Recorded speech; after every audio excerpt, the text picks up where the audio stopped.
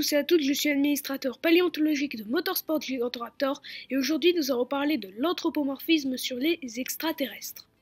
Un extraterrestre est un organisme ne vivant pas sur notre planète, ayant très probablement évolué différemment. L'anthropomorphisme est le fait d'attribuer des caractéristiques humaines ou alors des caractéristiques d'animaux qui entourent les humains à des créatures qui n'ont absolument rien à voir avec ces derniers. Dans certaines publications, dans certains livres ou encore dans certains films sur les extraterrestres, il y a très souvent beaucoup d'anthropomorphisme. Par exemple, l'attribution d'os ou alors Dieu chez certains extraterrestres dans certains films est considérée comme de l'anthropomorphisme. Pourquoi est-ce une erreur scientifique d'attribuer à des êtres fictifs, et en l'occurrence des extraterrestres, des caractéristiques humaines telles des yeux ou une ossature comme la nôtre?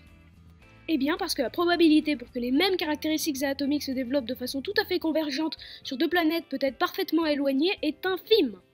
Même si les mécanismes évolutifs sont les mêmes, les conditions d'évolution des extraterrestres seront probablement très différentes, et donc leur morphologie aussi.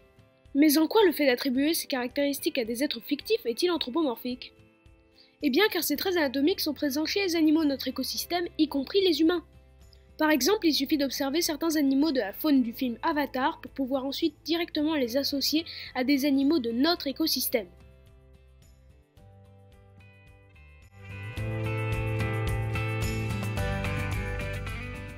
Il est en effet difficile d'imaginer un être vivant tout à fait différent de nous-mêmes sans lui attribuer des caractéristiques animales ou alors des caractéristiques humaines. Il est humain de faire de l'anthropomorphisme même s'il s'agit d'une erreur dans le raisonnement scientifique.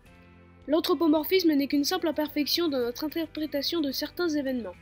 Il est naturel pour un humain de se rassurer en comblant l'incompréhensible avec des formes lui ressemblant.